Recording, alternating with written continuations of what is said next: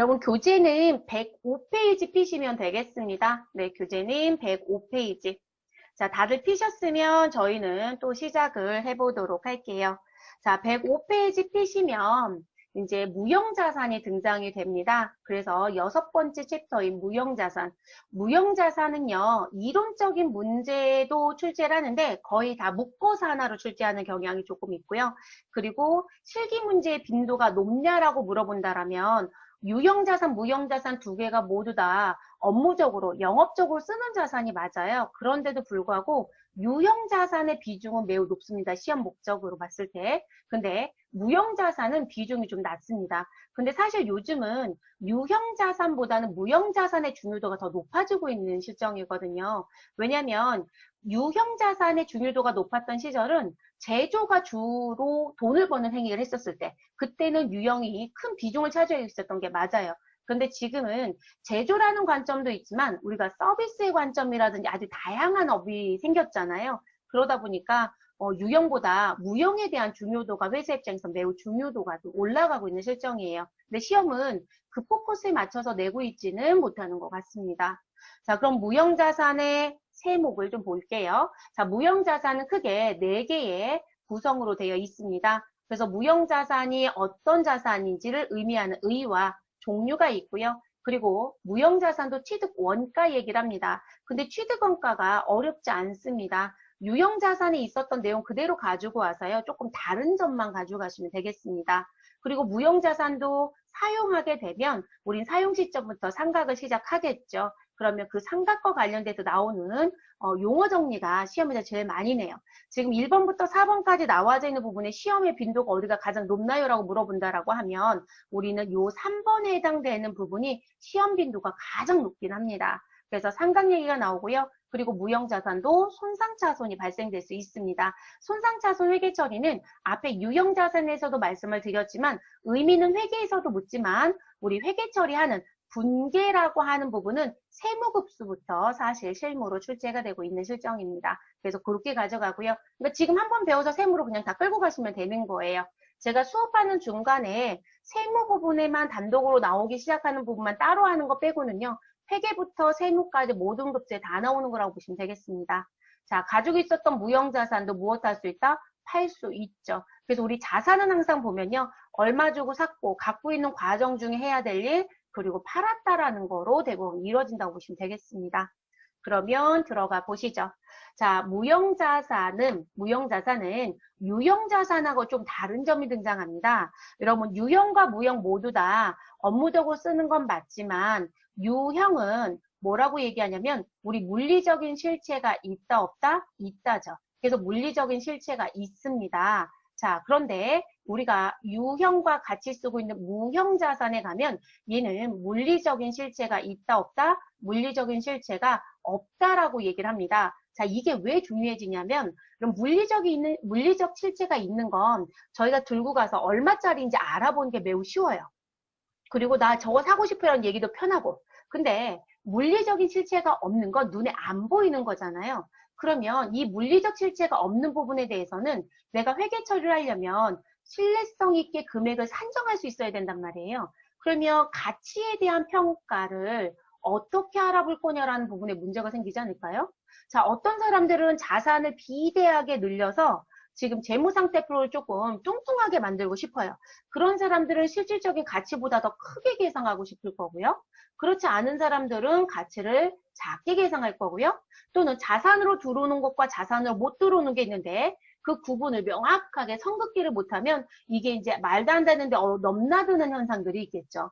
자, 그래서 이 무형자산 부분은 실질적으로 배울 때는 되게 쉽게 배워요. 근데 업무에 가시면 매우 어렵다고 얘기를 합니다. 그러니까 유형이 더 쉬운 거예요. 뭐 유형은 종류가 많아서 어려웠던 거지. 무형자산 같은 경우는 이 금액 산정부터 시작해서 이게 지금 자산으로 가는 건지 비용으로 가야 되는 건지에 대한 결정도 내가 해야 되는 거예요. 저희가 하는 부분에 들어오는 사례 몇 가지를 보여는 드릴 수 있지만 그 부분에 글을 배워서 그 글에 맞는 걸 결정하는 건 다 여러분의 몫이에요. 또는 회사의 몫이라고 봐야 됩니다. 그래서 조금 어렵습니다. 자, 그래서 우리 무형자산은 재화의 생산이라든지 용역의 제공이라든지 또는 타인에 대해서 임대 또는 관리에 사용할 목적으로 기업이 갖고 있는 자산이다. 근데 여러분 이건 유형자산에서도 똑같이 했거든요. 그래서 여기까지는 유형이든 무형이든 똑같습니다. 그리고 나서 노란색이 이제 달라집니다. 자, 얘는 물리적인 형체가 있다, 없다? 없다. 그래서 물리적인 형체는 없다. 그렇지만 나는 식별이 가능하고 그리고 기업이 통제할 수 있고 그리고 이 자산은 미래에 경제적 효익이 있는 자산이다. 그리고 가치의 변동이 없다라고 하는 비화폐성 자산에 속한다. 이렇게 얘기하더라는 거예요. 그러면 물리적 신체가 없다라는 것까지는 알겠어요. 근데 식별 가능하다는 건 무슨 얘기냐?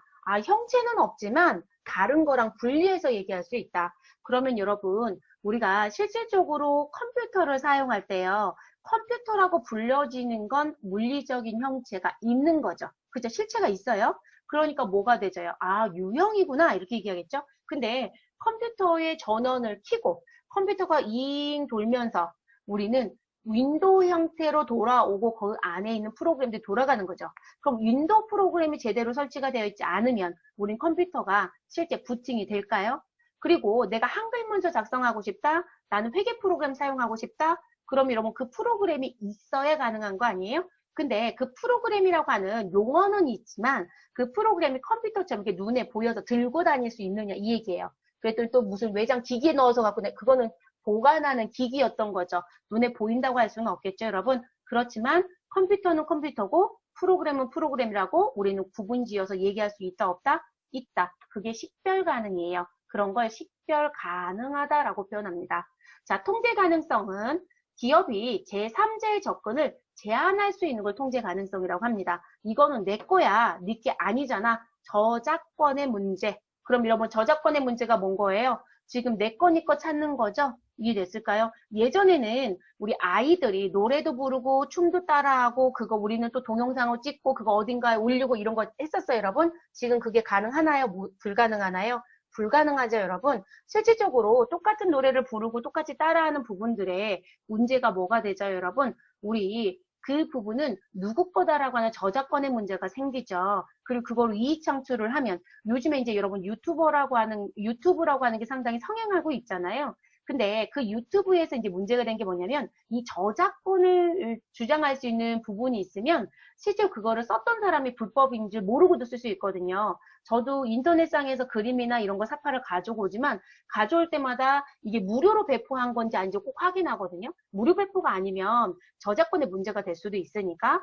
자, 그런데 이게 수익 사업이 아니면 또 문제가 안 되져요. 그래서 이 유튜브에서 그게 나왔는데, 지금 좀 이따 구독자도 많고, 이게 수익 창출이 되네? 그때까지 기다리는 저작권자들도 있대요. 이유는 뭘까요? 기다렸다가 이 사람 수익이 나기 시작하면 그게 저작권의 문제가 되면 그 저작권에 관련된 게 들어가져 있는 영상은 수익이 나면 모두 다 저작권자한테 돌아가요. 그러니까 그 영상을 작업한 사람한테 돈이 들어가지 못해요.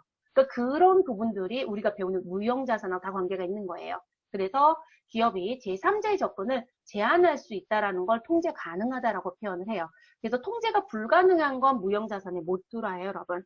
자, 미래 경제적 효익. 자, 이걸 다른 말로 얘기하면 미래 경제적 효익의 유입 가능성이다라고도 얘기를 합니다. 자, 이 부분은 회사가 재화를 팔거나 또는 용역을 제공해서 돈이 들어오는 용역의 수입이 있거나 또는 원가가 절감하거나 자산 사용에 따른 이외의 효익들이 생긴다라고 기대될 것이라고 본다라면 그건 미래 경제적 효익이 유입될 가능성이 있다라고 보겠다. 그래서 1번, 2번, 이 3번의 요건이 무엇되어 있다라면 제가 1번, 2번, 3번이란 얘기는 여러분 이 세 가지 요건이 모두 충족이에요. 그래서 모두 충족되었다라고 한다라면 넌 무형자산이야 이렇게 얘기할 거예요.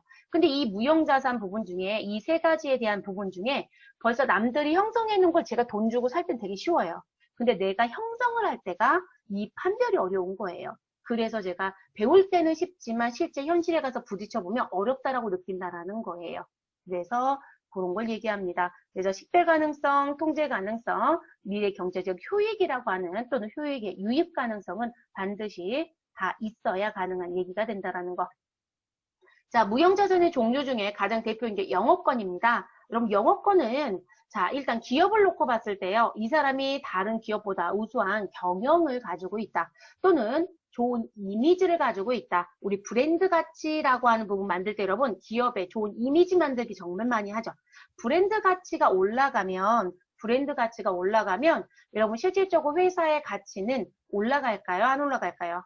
브랜드 가치가 올라갔다고 하면 회사 가치 올라가요, 여러분. 우리 삼성 그런 브랜드라는 거 다 인식하잖아요. 그쵸? 네, 그런 것처럼. 그리고 그들만이 가지고 있는 특별한 기술이 있거나 지식이 있거나 또는 독점적으로 차지하고 있는 지위가 있거나 또는 이들이 가지고 있는 양질의 고객이라는 게 있다. 고객 관계. 그리고 유리한 입지 조건들이 있다면 이 부분은 모두가 이 사람이 사업하고 있는 영어권에 영향을 주는 부분이다. 라고 얘기합니다. 그래서 이것으로 인해서 회사는 또 다른 매출을 창출할 수 있을 것이다. 또는 우리 매출에 해당되는 수익을 더 증가시킬 것이다. 또는 시장 점유율을 올릴 것이다. 이렇게 봅니다. 그래서 동종의 다른 기업보다 더 많은 수익을 얻을 경우 그 초과 수익을 자본의 가치로 바꿔놓는 걸 우린 영어권이라고 한다. 자, 그래서 이 영어권은 기업의 내부에서 발생되는 내부적으로 창출된 영어권이 있고요. 외부에서 돈을 주고 산, 외부에서 구입한 영어권으로 우리는 구분해서 봅니다. 근데 문제는 이겁니다. 내부적으로 창출된 영어권은 절대로 회계에서는 인정하지 않습니다. 그래서 일반 기업 회계 기준은 외부에서 돈을 주고 구입한 영어권만 인정하겠다. 자, 간단하게 얘기하면 무슨 얘기가 된다? 너 돈 주고 샀어? 그 얘기는 유상으로 취득한 영어권만 인정하겠다. 이 얘기가 되겠죠. 아니, 왜요? 라고 하는데, 여러분, 삼성, 그럼 브랜드가 형성이 된 건 맞아요. 근데 그 브랜드가 형성이 되고 고객의 충성도가 생긴다라고 했지만, 그게 실질적으로 어디서 매매를 하는 건 아니잖아요. 그럼 본인들이 그 부분에 대한 가치를 어떻게 산정해서 얼마라고 얘기할 거냐 문제 생기지 않아요?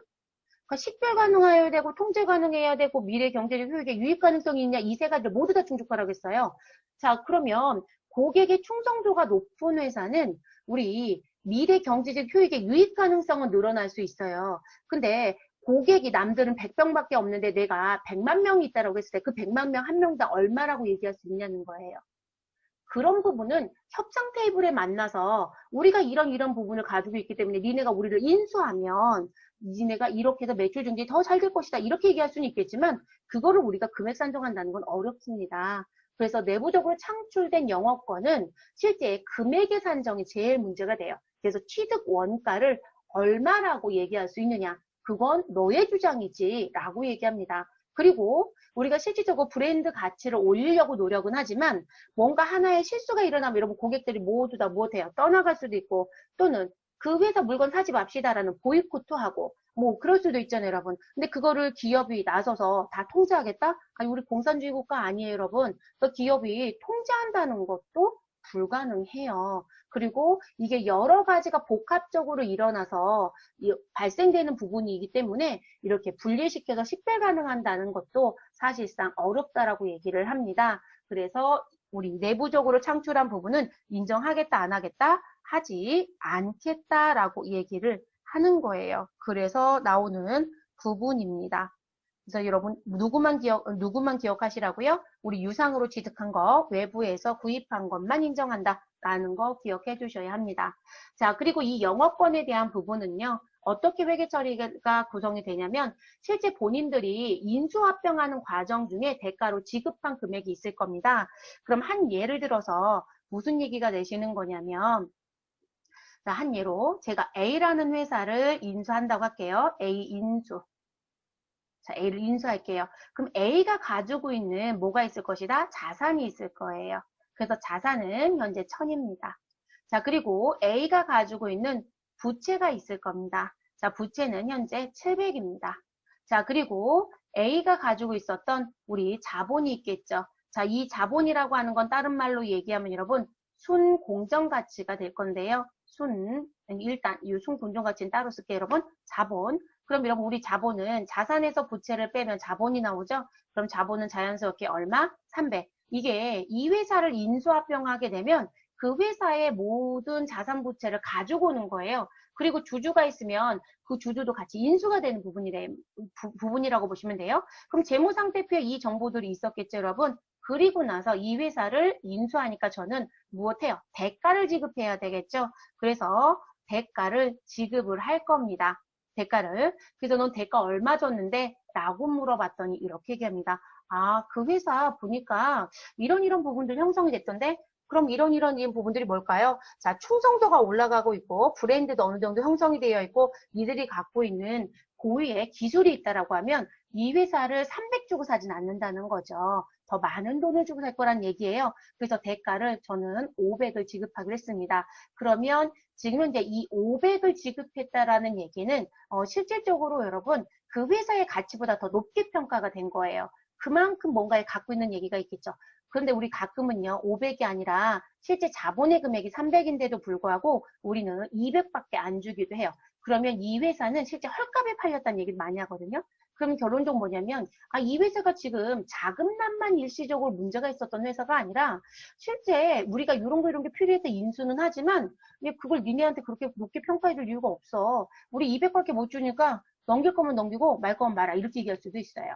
그래서 실질적으로 이 회사의 가치가 내려가져 있다라면 돈을 더 많이 주지는 않습니다. 그래서 우리는 이 자본이 300이라고 했을 때 이 300이 실질적으로 순자산에 대한 공정가치라고 해요. 그래서 순자산에 대한 공정가치라고 얘기합니다. 그런데 이거보다 더 많은 돈이 나가면 우리는 양수의 영업권이 생기는 거고요. 이거보다 작은 금액이 나가면 음수의 영업권이 생기는 거예요. 그럴 수도 있다는 얘기입니다. 그러면 여러분 이걸 가지고 계산해보면 우리 영업권은 내가 지급한 대가는 얼마이다? 500. 자, 그리고 내가 지금 현재 인수하는 회사의 순자산 공정가치, 취득한 회사의 순자산 공정가치는 얼마이다? 300이다. 그러면 영업권은 얼마가 된다? 200. 이렇게 됩니다. 근데 회사를 인수하면서 자산과 부채를 가져온다고 했으니까 내가 인수한 A라는 회사의 부채는 현재 얼마였고? 700이었고, 그러면 외상 매입금 얼마, 미지급금 얼마, 뭐 이런 거 쓰는 거예요, 여러분. 자, 그리고 그 회사의 자산이라고 해서 나온 부분. 자, 그러면 그 A라는 회사의 자산, 그걸 우리가 제재산이라고 하지만 회계처리 할 땐 다 계정 과목 넣어줍니다. 자, 그 금액은 얼마이고? 100이라는 거죠. 아니, 1000이라는 거죠. 자, 그리고 나는 현금 얼마를 지불했다? 500을 지불했다. 자, 그래서 영업권은 얼마가 형성이 됐다? 200이 형성됐다. 이렇게 본다는 거예요. 그래서 이런 원리가 되는 부분입니다. 그래서 우리는 그렇게 나오는 부분. 그리고 음수가 나오면 뭐가 된다? 부의 영업권이 된다. 그럴 수 있다, 없다? 있다. 음수가 나올 수도 있어요, 여러분. 네, 부의 영업권이 나오기도 합니다. 자, 산업재산권. 그럼 산업재산권은요, 일정한 법률 보호에 의해서 일정 기간 동안 독점적, 배타적으로 이용할 수 있는 권리를 산업재산권이라고 합니다. 그 산업재산권의 대표적인 게 특허권, 상표권, 의장권, 실용신앙권 등이 있습니다. 여기 뭐 디자인권도 들어갈 수 있어요, 여러분. 우리 디자인권 쓰는 데들도 있거든요. 그래서 디자인권을 따로 쓰는 회사들도 있어요. 근데 디자인권은 의장권에 넣어주면 돼요. 근데 의장권 용어가 불편한가 보죠? 그럼 디자인권 쓰세요. 상관없습니다. 자, 특허권이라고 하는 부분은 특허법에 의해서 우리 발명된 부분을 독점적 이용할 수 있는 권리. 자, 우리 이 특허권에 아주 재밌는 거 제가 수업할 때마다 코카콜라라는 회사 얘기를 많이 하는데요. 코카콜라라고 하는 부분 얘기를 왜 하느냐라고 했을 때 우리 코카콜라 병은 실제 디자인 등록은 했어요. 그래서 병이 비슷한 것 같지만 음료 병들 비슷한 것 같지만 코카콜라 병하고 똑같은 형태의 사이즈의 병은 없어요. 왜냐하면 디자인권 등록을 했는데 그것도 도용해서 쓰면 안 돼요, 여러분. 우리 헬로키티 디자인권 등록했죠. 네. 그래서 그런 것처럼 자, 그럼 이 특허권에 제가 왜 코카콜라 얘기를 하냐면 우리가 음식 같은 경우는 동일한 음식을 누가 팔고 있다? 그거 내 건데 왜 네가 팔아라는 거 주장하고 싶으면 특허 등록하시면 돼요. 무엇으로? 우리 음식 만드는 레시피를. 자, 그러면 우리 지금 코카콜라 레시피는 실제 이 특허 등록이 되어 있을까요? 등록 안 되어 있어요, 여러분. 그래서 코카콜라의 시장을 차지하고 싶어서 나온 게 펩시잖아요. 근데 펩시가 영원히 2위인 것 같아요. 근데 코카콜라 이기지 못하고 있는 것 같고요. 우리나라도 그런 콜라 음료 만들었었죠, 여러분. 815 광복점 815라는 코카콜라가 있던 걸로 제가 기억해요. 자, 그런 것처럼. 그런데 이게 지금 특허 등록에 의해서 법의 보호를 받고 있었던 상황에서도 그게 출시가 됐었단 말이에요. 그러면 그 부분이 특허 등록을 안 했으니까 보호를 안 받았겠죠. 그래서 코카콜라 레시피는 실제 공개되어 있지 않습니다. 그 코카콜라 레시피를 알고 있는 사람 뭐 2명밖에 없다 이렇게도 얘기를 하더라고요. 그래서 지금 그런 거에 대한 부분들은 그런 의미를 가지고 있어요. 그래서 특허 등록을 하면 일정 기간 동안 법으로 보호는 받습니다. 그래서 그걸 사용하는 사람들이 있으면 모두 다 수수료를 우리 회사한테 줘야 돼요. 그런 반면에 정보가 모두 다 보여진다는 거예요. 그렇기 때문에 우리는 만약에 보호를 받을 수 있는 기간 20년이다 그러면 20년 뒤에 딴 사람이 그 레시피를 써도 아무도 터치 못해요, 여러분. 왜냐면 법의 보호기간이 뭐가 됐어요? 끝났잖아요. 이해됐을까요? 그런 의미들이 있어요. 자, 상표권 같은 경우는 기간 제한은 없습니다. 자, 특허청에 등록한 상표를 지정 상품에 독점적으로 사용할 수 있는 권리를 상표권이라고 합니다. 올해 이슈거리가 됐었던 건 제가 알기로는 그 우리 펭귄 모양 나오는 거 있죠, 여러분. EBS에서 유명해진 펭귄. 자, 그 펭귄에 대한 걸 일반 개인이요. 그 펭귄을 또 자기가 이거 상표를 등록하겠다고 또 난리가 났었던 모양입니다. 벌써 EBS에서 쓰고 있고, 그리고 그 사람 몸값이 어마어마하다고 합니다. 그래서 뭐 팽하 막 이렇게 나오는 그 펭귄에 대한 걸 개인적으로 이제 욕심이 났던 거죠. 그러니까 자기가 등록해버리면 EBS도 못 쓰거든요. 그런데 그게 이제 이슈거리가 됐어요, 여러분. 그래서 이 특허청에서 나와서 얘기를 했죠. 이건 벌써 다들 알고 있는 부분이고 이 개인 한 명이 등록을 해서 이 사람 거로 등록한다는 건 말이 되지 않는다라고 해서 그건 반려 처리한다. 반려됐습니다. 그러니까 가끔 보면 개인의 이기주의라는 게 참 무섭기는 합니다. 그래서 상표권이란 부분은 그런 부분들 그래서 나오는 거고요. 의장권이다라고도 들어오는 건 우리 디자인을 등록한 사람이요. 그 등록 디자인에 대해서 일정 기간 동안 우리 독점적 배타적으로 사용하는 부분입니다. 그래서 대해서 향유하는 독점적 배타적. 그래서 디자인권들은 거의 대부분들 등록을 하고요. 심지어는 색을 등록하는 회사도 있어요, 여러분. 회사가 만든 색에 대한 책을 만들어요. 그러면 칼라북이라는 게 있거든요. 그 칼라북을 등록해서 쓰기도 해요. 그래서 칼라북 하나가 몇백만 원 하는 것도 있어요, 여러분. 근데 아니 칼라북을 누가 쓴다고 하시는데 만약에 우리가 제품을 만들 때 멀리 떨어져 있는 원거리에서 수입과 수출을 해요. 근데 나는 무슨 칼라북에 무슨 컬러의 샘플을 원한다. 그게 오케이 되면 우리는 이거 50만 개 주문할게 이런 식으로 얘기를 해요. 그러면 이게 색에 관련된 게 왔다 갔다 하는데 너무 오랜 시간이 걸리잖아요. 그럼 양쪽 회사가 뭘 갖고 있는 거예요? 그 칼라북을 가지고 있으면 칼라북의 번호를 얘기해요, 여러분. 그럼 그거 가지고 실질적으로 다 가능해요. 그래서 그거 책에서 함부로 떼는 거 절대 허용하지 않아요. 저도 모든 회사가 제조회사였기 때문에 제가 다녔던 회사들도 그 칼라북을 다 가지고 있었던 걸로 기억을 합니다. 근데 회사가 그걸 무제한으로 계속 살 수 없어요. 가격이 싸지도 않고요. 그래서 이게 칼라 번호별로 한 6개, 7개 이렇게 붙어 있어요. 그래서 가끔 분실하기도 해요. 근데 6, 7개씩 여분이 있으니까 하나 분실해도 큰 문제는 없지만 아무도 좋아하진 않죠. 네, 다시 회수합니다. 줬다가도 다시 회수하고. 자, 그래서 그런 것까지도 다 하고 있는 상황. 그리고 우리 왜 무늬도 다 등록하잖아요. 그리고 색도 등록하고. 그래서 나온 부분들. 자, 실용신앙권이라고 하는 부분은 여러분 어떤 기능이신 거냐면 실용신앙권은요. 실용신안법에 의해서 우리 뭐 실용신안을 등록한 사람이 독점적 배타적으로 가진 권리다 이렇게 얘기하는데 이거는 기존에 나와져 있는 물품보다요 조금 더 쓰기 편하게끔 뭔가 개발적인 부분이 들어가면 실용신안권을 권리를 등록할 수 있습니다. 제가 봤던 것 중에 실용신안권 등록되어 있는 부분이 하나가 뭐가 있었냐면 여러분들 예전에 길거리에 있는 떡볶이집 뭐 이런 부분들 분식집들 왜 길 많잖아요, 여러분. 그러면 분식집도 그렇고 길거리에 포장마차들 그럼 종이컵을 큰 피터병 머리 쪽, 물 나오는 쪽을 잘라서 칼집을 낸 다음에 종이컵을 위쪽에서 부어주고 이렇게 하나씩 빼서 쓰는 걸 했어요. 왜냐면 세워놓으면 자꾸 넘어지고 불편하니까. 근데 여러분 그거 무슨 부분이요? 버튼을 누르면 컵이 하나씩 톡톡톡톡 떨어지는 부분으로 되어 있는 거 보신 적 있을 거예요. 근데 그것도 실용신앙권 등록이 되어 있는 물건이에요. 그러니까 그 부분은 특허로 보지 않아요. 그래서 원래 이걸 조금 더 편리하게 쓰기 위해서 뭔가를 등록하는 거 그런 걸 실용신앙권이라고 합니다. 그런데 그런 걸 모두 다 묶어서 우리 통합적으로 쓸 땐 산업재산권이라는 거로 사용할 수 있다라는 거죠. 시험은 특허권, 상표권 이렇게 내고 싶어 합니다. 네, 계정 과목별로 내고 싶어 하고요.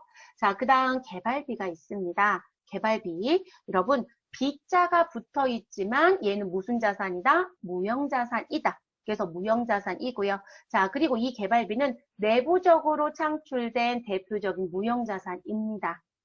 내부적으로 창출된 거 인정하지 말라고 했잖아요. 그건 영업권을 말했던 거예요, 여러분. 영업권은 금액 산정도 어렵고 분리시켜 볼 수도 없기 때문에 그 부분에 대해서는 돈 주고 산 것만, 유상취득한 것만 인정해라. 근데 개발비라든지 조금 전에 얘기했던 산업재산권은 실질적으로 내부 창출에 해당하는 부분들이에요.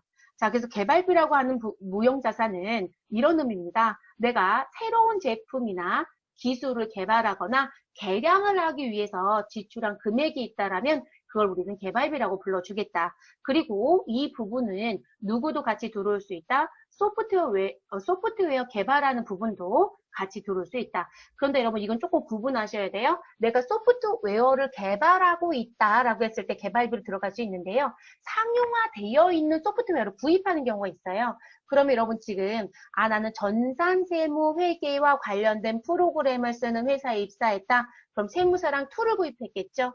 또는 더돈이 개발한 프로그램을 쓰는데 입사했다. 그러면 스마트 A를 쓰겠죠. 또는 전사적 자원관리 프로그램을 쓰는데 입사했다. ERP를 쓰겠죠. 그럼 여러분 그거는 상용화되어 있는 프로그램을 우리가 구입해서 쓰는 거예요. 그런 경우는 내가 만든 게 아니죠. 그래서 그건 개발비가 아니고 소프트웨어라고 하는 별도의 계정 과목이 따로 있습니다. 그래서 무형자산의 소프트웨어라는 것도 자산이에요. 그래서 의미가 좀 다르다는 거. 자, 그리고 이 개발비로 인식을 하려면 무엇이 가능해야 한다? 식별 가능해야 하고요. 그리고 미래 경제적 효익이 확실하게 기대될 수 있어야 한다. 그러면 우리 지금 현재 여러분 아까 위에서 금액 얘기했고요. 그러니까 이 금액은 신뢰성 있게 측정할 수 있어요. 식별 가능해야 되고 미래 경제적 효익에 유익 가능성이 있는 경우만 무엇해라? 개발비로 들어와라. 그래서 개발비로 들어가는 게 곧바로 들어가는 게 아니라 우리 단계를 3개로 나눠서 갑니다. 그래서 무슨 단계? 연구 단계가 있고 개발 단계가 있고 생산 단계가 있다라고 얘기를 합니다. 여러분 연구 단계는 개발을 하기 위해서 발생되는 부분이에요. 그러면 이 제품을 개발해서 시장에 출시하면 돈을 벌 수 있을까? 그럼 여러분 시장 조사도 해야 되고요. 그쵸? 그리고 신제품 개발하려고 하면 무조건 개발하는 게 아니라 지금 현재 시장 조사를 해서 이렇게 돌아가기 때문에 그래서 그런 부분들 조사도 하고 그것 때문에 뭔가를 구입하기도 하고 나오는 부분들. 그래서 우리는 무엇도 하고요. PPT 발표도 하고 그럼 이런 부분들 하는 과정 중에 들어가는 돈이 있다 없다? 당연히 돈이 있겠죠, 여러분. 그 부분들. 근데 이 부분은 연구 단계로 보기 때문에 우린 자산이 아니라 무슨 처리하자? 대부분 비용 처리하자라고 얘기합니다. 그리고 그 비용이 무슨 계정 과목? 연구비라고 하는 비용 계정 과목을 씁니다. 자, 그러면 연구라는 단계에서 이거 출시하면 돈 되겠네. 자, 그럼 우리 출시 준비해보자. 그러면 여러분 무슨 부분이요? 연구에서 결정이 났으니까 실질적으로 제품 생산이 되게끔 하기 위해서 시제품 개발을 하겠죠, 여러분? 그런 걸 상업화 결정이라고 하는 거예요. 그래서 상업화 결정을 하고 개발 단계에서 열심히 무엇을 우리는 시제품을 무엇할 것이다? 만들 것이다. 그리고 시제품에 문제가 없어야 뭐가 돼요? 시장에 출시가 되는, 시장에 출시가 된다는 얘기는 생산 단계로 넘어간다는 얘기죠. 그래서 시제품과 관련된 단계가 개발 단계입니다. 그래서 이 부분에서는 계정이 2개가 나옵니다. 개발비와 경상개발비. 왜요? 라고 물어보신다라면 우리가 얘기했던 금액이 얼마인지 측정할 수 있고 식별 가능하고 경제적 효익의 유익 가능성까지 모두 다 갖췄다라면 개발비가 맞습니다. 근데 저희 이 부분이 무엇하였다? 요건 충족을 못했는데요? 라고 하면 경생개발비라고 하는 비용 처리를 하게 됩니다. 그래서 나오는 부분이고요. 자, 그럼 우리는 개발 단계가 다 걸쳐지고 그리고 우리 무슨 부분? 이제 생산을 해보자 라고 하는 거죠. 그러면 우리 상업전 시험 생산해 볼 거고요. 그리고 나서 시장에 내놓고 본격적인 생산이 이루어져요. 그럼 이때 생산이 이루어지면서 들어가는 돈들이 있겠죠, 여러분? 그런 건 모두 다 뭐가 된다? 제조 원가. 우리는 제조업으로 배우니까 코드 번호 다 몇 번일 것이다? 500번대 코드를 쓰겠죠. 그래서 이렇게 넘어가는 부분입니다. 그럼 연구 단계 조금 더 구체적으로 볼게요. 자, 그래서 연구 단계라고 하는 건 프로젝트를 진행하는 과정 중에 연구하는 과정에서 발생되는 부분이다. 그래서 미래 경제적 효익을 창출할 무형자산이 존재한다는 것을 우리 무엇할 수 없다? 입증할 수 없다. 가능성이 있다라는 것만 계속 얘기하겠지만 사실상 입증하기는 어렵습니다. 그래서 연구 단계에서 발생한 지출은 무형자산으로 인식할 수 없기 때문에 그 발생된 시점에 기간 비용으로 인식해 주시면 되겠습니다. 그게 개정 과목이 뭐라고 여러분? 연구비라고 하는 개정 과목을 쓴다는 거죠. 자, 그러면 사례를 들어가서 봤더니 이렇게 얘기합니다. 새로운 지식을 얻고자 하는 활동, 책도 사보고 시장 조사도 하고 뭐 이런 부분들. 자, 그리고 연구 결과 또는 기타 지식을 탐색하거나 평가하는 활동, 그리고 재료라든지 장치, 제품, 공정, 시스템 등에 대한 여러 가지 대체안을 탐색할 때 들어가는 활동. 자, 이런 걸 연구 단계라고 얘기합니다. 자, 개발 단계는 앞에서 연구 단계에서 이제 개발하는 것으로 결정을 한 거예요, 여러분. 그러면 우린 새로운 걸 만들어내거나 또는 기존에 있었던 것보다 현저히 내용이 싹 바뀌었다거나 그래서 개량된 재료라든지 장치라든지 또는 뭐 제품, 공정 시스템을 생산하기 위해서 뭔가의 상업적인 생산을 시작하기 전 단계까지 과정이에요. 그러니까 연구와 상업적인 생산 단계 가운데 있는 게 개발이라고 보시면 되세요. 그래서 이 개발 단계는 연구 단계보다 조금 더 접근성도 띄고요. 그리고 우리 왜 연구소에서 대부분 하는 게 뭘까요? 개발하는 거 많이 한다고 하죠. 네, R&D라는 표현을 많이 쓰시잖아요. 그래서 그 부분에 해당되는 게 개발입니다. 그래서 이 개발 단계에 들어오면 이렇게 얘기합니다. 무형자산을 무엇할 수 있다? 식별할 수 있다. 그리고 그 무형자산은 미래의 경제적 효익을 창출할 수 있을 것이다. 라고 하는 부분. 그래서 그런 부분에 대해서는 무형자산으로 인식할 수 있다. 근데 이 요건을 무엇하지 못했다라면, 충족하지 못했다라면, 우리 비록 개발 단계에서 발생된 돈이라 하더라도, 비용이라 하더라도 이 부분은 무엇으로 갈 수 없다? 우리 무형자산은 못 간다. 그래서 이 부분이 공장에서 일어난 사건이면 제조 원가로 가고요. 우리 연구소 이런 데이면 판매비와 관리비로 갈 수 있다고 합니다. 대체적으로 판관비 처리를 더 많이 하긴 합니다. 그리고 이때 쓰는 게 경상개발비라는 거죠. 그래서 여러분 경상개발비는 우리 제조원가까지는 몰라도 몸 기억해야 돼요. 아, 판매비와 관리비 비용이구나. 이렇게 생각은 해주셔야 해요. 그래서 이 개발 단계라는 부분들이 들어가서 재밌는 게 많은 게 뭐냐면 여러분, 왜 같은 시장에서 누가 몇 퍼센트를 점유하고 있고 누가 몇 퍼센트를 점유하고 있다. 시장의 점유율의 분포들을 봤더니 그럼 여러분 라면 시장도 농심도 있고 삼양도 있고 오뚜기도 있고 등등등 많잖아요. 그러면 어느 해인가 아주 이슈거리가 됐던 라면이 뭐였었냐면 짬뽕 라면이라는 라면. 그러면 그 짬뽕 라면은 실제 여러분 개발까지는 다 끝나 있는 상태였던 거로 합니다. 그럼 개발까지 다 끝나 있는데 그분들이 뭘 봤었냐면 시장에 출시했을 때 얘가 지금 잘 팔릴까? 그 고민을 하면서 계속 간보기를 하고 있었던 상태였대요. 근데 그 짬뽕 라면을 오뚜기가 시장에 제일 먼저 출시를 했어요. 그런데 불티나게 팔리기 시작을 한 거죠. 그랬더니 일주일 뒤에, 일주일도 채 안 걸렸던 것 같아요. 농심이 나오고 어디가 나오고 이런 거죠. 근데 여러분 생각을 해보세요. 그게 불티나게 팔리고 있는데 이제 와서 연구를 시작하면서 개발을 하는데 그게 바로 나올 수 있다? 그렇지 않다는 거예요. 그러니까 모두 다 눈치 작전을 하는 거죠. 그래서 그 시장의 정세를 보고요. 아, 쥐가 잘 팔려? 야, 우리 빨리 찍어내기 시작해. 라고 하는 거예요. 그래서 지금 그 짬뽕이라고 하는 불향이 나는 라면들이 지금 시장에 많이 나와 있죠. 근데 오뚜기가 워낙에 잘 서둘러서 하면서 획기적으로 시장 점유로 확 올렸더라고요. 그래서 다른 부분에 놓고 봤을 때 그 짬뽕 라면은 여전히 오뚜기가 1위라고 얘기는 합니다. 근데 뭐 언제든지 뭔가 나오면 바뀔 수는 있겠죠. 자, 그래서 그런 부분들. 그러면 그걸 만들기 위해서 들어갔던 모든 비용들은 개발비가 될 수 있겠죠.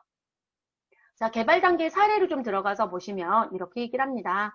자, 생산 전 또는 사용 전에 시작품과 또는 모형을 설계하거나 제작하거나 시험하는 활동에 대한 게 개발 단계에 해당되는 대표적인 활동이고 이걸 개발비로 처리해라. 그리고 새로운 기술과 그 새로운 기술을 개발하기 위해서 들어가는 금형비 또는 공구 또는 두형에 대한 부분이 있을 것이다. 그래서 그런 부분에 설계하는 활동도 개발 단계에 포함시켜줘라. 그리고 새롭게 개선되거나 새롭거나 또는 개선된 재료 또는 장치, 제품, 공정 등에 대해서 최종적으로 선정된 안을 설계하거나 제작하거나 시험하는 활동을 우리는 개발 단계에서 발생되는 대표적인 사례이다라고 얘기하는 거죠. 그런데 여러분 지금 보세요. 글을 읽으면 꾸덕꾸덕꾸덕은 되져요. 근데 업무에 가시면 이걸 여러분이 정리하셔야 된다고요. 이 부분은. 그래서 회사가 대부분 연구소를 가지고 있으면 어디까지가 연구 단계고 어디까지가 개발 단계인지를 반드시 구분할 수 있으셔야 돼요. 그래야 무형자산으로 갈 건지 아니면 비용 처리할 건지 결정할 수 있기 때문에 그래서 중요한 부분이겠죠. 자, 아주 간단하게 박스가 하나 있을 겁니다. 그래서 우리는 무슨 단계에서 연구 단계에서 발생한 비용이 있네요. 라고 그럼 연구 단계라는 글씨가 나오면 우리는 연구비라는 판매비와 관리비 계정 과목을 사용하시면 되겠습니다. 자, 개발 단계에서 발생한 비용이 있었다. 자, 그럼 개발 단계는 무형자산 인식 요건을 충족했느냐, 충족하지 못했느냐로 봐달라. 그래서 미충족하였다. 그러면 경상개발비라고 사용하셔라. 자, 그래서 이 경상개발비는 제조원가에도 들어갈 수 있기 때문에 제조원가 또는 판매비와 관리비로 써주시면 되겠습니다. 우리 교재는 이게 판매비와 관리비라고만 써 있을 거예요. 근데 제조 원가로도 들어갈 수 있어서 저는 하나 더 추가를 했습니다.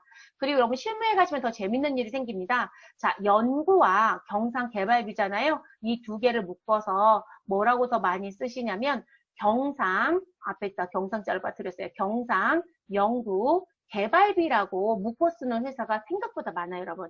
그러니까 연구비, 경상개발비 이걸 따로따로 쓰고 싶지 않다는 거예요. 둘 다 어차피 판관비의 성격이 제일 강하다고 했잖아요. 그러다 보니까 경상연구개발비로 우리는 통합해서 쓰는 경우가 더 많습니다. 자, 무형자산 인식요건을 무엇하였다? 충족하였다. 그러면 무형자산인 개발비로 처리하시면 되겠습니다. 그리고 이렇게 얘기하기도 해요, 여러분. 우리가 이게 업무라는 부분이 우리는 지금 배우는 과정이니까 자, 여기가 연구 단계이고요. 여기가 개발 단계이고요. 이렇게 선 놓고 여기 넘어가면 개발이고 이렇게 선 놓고 넘어가면 너는 생산이고 이렇게 얘기했잖아요. 근데 여러분 이 구분이 모호할 수도 있죠. 그러니까 지금 연구라는 단계와 개발이라는 단계의 구분이 무엇하다 불분명할 수도 있지 않을까요? 이거 어디로 분해해야 될까? 라는 부분? 그러면 개발비로 가는 게 아니고요. 연구비로 갑니다. 그래서 연구와 개발의 단계가 구분이 무엇하다라면 불분명하다라고 하면 우린 무엇으로 봐준다? 연구 단계로 봅니다. 연구 단계로 본다는 얘기는 연구비라는 비용 처리하시라는 얘기가 되겠죠. 그래서 그렇게 갈 수도 있습니다. 자, 예제 좀 보겠습니다. 예제 부분 보시면 자, 다음은 주식회사 배움이 무형자산을 창출하기 위해서 지출한 내부 프로젝트의 경비 항목이다. 이 항목들에 대하여 연구 단계와 개발 단계를 무엇할 수 없다? 구분할 수 없다. 여기 써 있네요. 연구 단계와 개발 단계를 구분할 수 없는 경우. 자, 없다라고 하면 우린 뭐로 가라, 여러분? 모두 다 연구 단계가 된다. 자, 이런 모두 다 연구 단계가 되면 우리는 연구비라고 하는 무엇으로 처리하자? 비용 처리하자. 이 얘기까지 하고 들었어요, 여러분. 자, 그랬을 때 무형자산으로 인식할 수 있는 금액이 얼마냐요? 1번이겠죠, 여러분? 0원이에요. 없어요. 그쵸? 자, 그래서 관련 자료 구입비, 창출 관련 행정수수료, 인건비 850, 기타 창출 경비 모두 다 뭐가 된다? 연구 단계에 들어가니까 연구비입니다. 그래서 자산으로 갈 수 있는 건 10원입니다. 아니, 10원도 없습니다. 그래서 0원입니다. 그래서 이렇게 들어오는 부분. 자, 그리고 이외에 기타, 무형자산. 자, 소프트웨어라는 게 있습니다. 여러분, 소프트웨어는 그냥 프로그램이에요. 쉽게 생각하시면. 그래서 자산 인식 요건을 충족하는 소프트웨어를 구입해서 사용하게 되면 그 구입 비용은 무형자산이 뭐로 처리하셔라?